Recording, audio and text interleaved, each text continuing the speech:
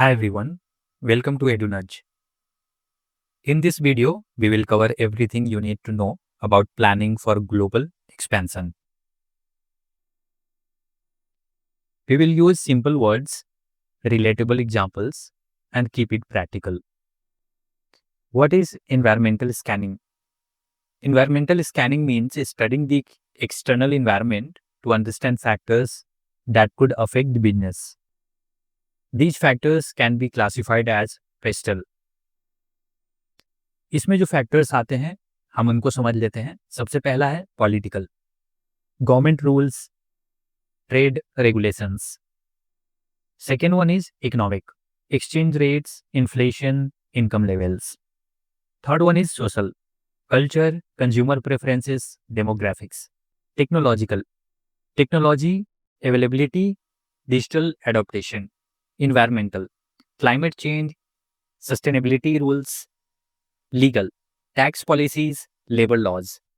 Monitoring का मतलब क्या होता है? मॉनिटरिंग का मतलब है इन फैक्टर्स को लगातार ऑब्जर्व करना और उनके चेंजेस के अकॉर्डिंग अडेप्ट करना। इसको एक एग्जांपल के थ्रू समझते हैं। अगर स्टारबक्स इंडिया में एक्सपांड करना चाहता है तो पॉलिटिकल, फॉरेन डायरेक्ट इन्वेस्टमेंट की पॉलिसीज को स्टडी करेगा। सोशल, समझेगा कि इंडियंस टी ज़्यादा प्रेफर करते हैं या कॉफ़ी। इकोनॉमिक, देखेगा कि अर्बन मिडिल क्लास की इनकम बढ़ रही है। इसका इंपॉर्टेंस क्या है? अपॉर्चुनिटीज, एग्जाम्पल है कॉफी का डिमांड इंक्रीज होना, रिस्क अवॉइड करना। टी का स्ट्रॉन्ग लोकल कंपटीशन, मार्केट के लिए राइट स्ट्रैटेजी बनाना। रिसोर्स एलोकेशन का मतलब क्या है? ये डिसाइड करना कि कंपनी के फाइनेंशियल, ह्यूमन और फिजिकल रिसोर्सेज को कैसे और कहाँ यूज करना है।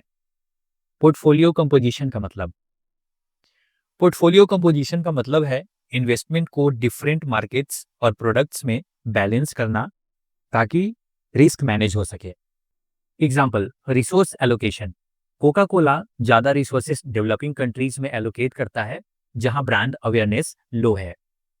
पोर्टफोलियो कंपोजिशन, यूनिलीवर अपने इन्वेस्टमेंट को हाई रिस्क और लो रिस्क में बैलेंस करता है।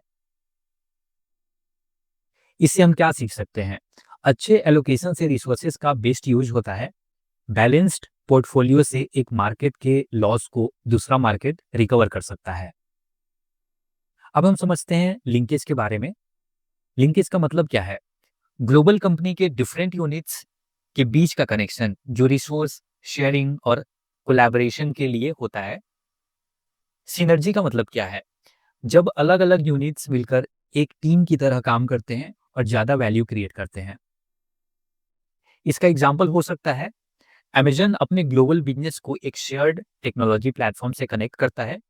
इंडिया का लॉजिस्टिक्स सिस्टम यूएस में टेस्टेड इनोवेशंस का यूज करता है। और इन सब का इंपॉर्टेंस क्या है? तो लिंकेज से ऑपरेशंस एफिशिएंट बनते हैं। सिनर्जी कॉस्ट सेविंग और इनोवेशन में मदद करती है। लोकस ऑफ डिसीजन मेकिंग क्या है? ये डिफाइन करता है कि डिसीजन मेकिंग पावर कंपनी के हेडक्वार्टर्स में है या सब्सिडरीज के पास। इसमें सेंट्रलाइज्ड जो हेडक्वार्टर सब कुछ डिसाइड करता है। डिसेंट्रलाइज्ड मतलब लोकल ऑफिसेस अपने डिसीजंस खुद लेते हैं। हाइब्रिड मतलब सेंट्रलाइज्ड और डिसेंट्रलाइज्ड का मिक्स, मतलब दोनों मिलके काम करते हैं।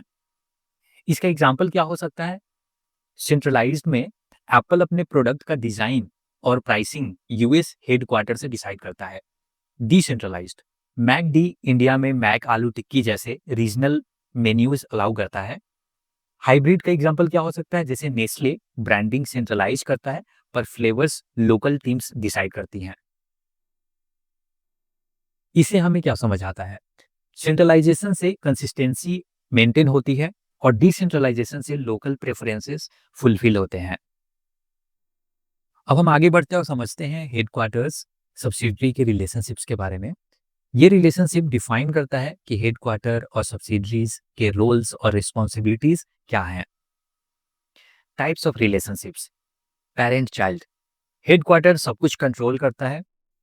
For example, Procter and Gamble product development को यूएस से कंट्रोल करता है।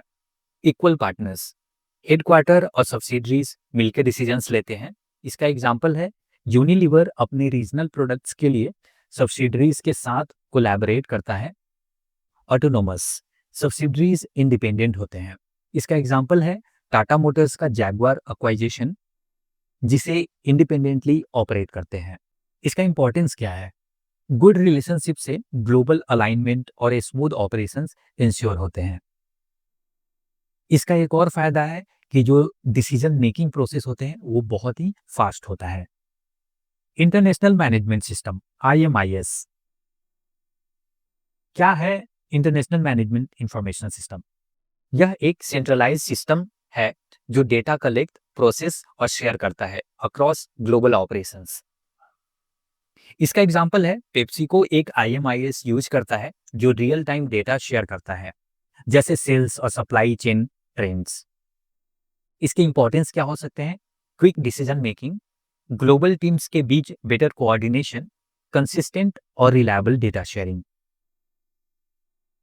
इस वीडियो में हमने कवर किया ग्लोबल एक्सपांशन प्लानिंग के सभी की points, environmental scanning, resource allocation, linkage, decision making, headquarter subsidiary relationships और इंफॉर्मेशन मैनेजमेंट सिस्टम।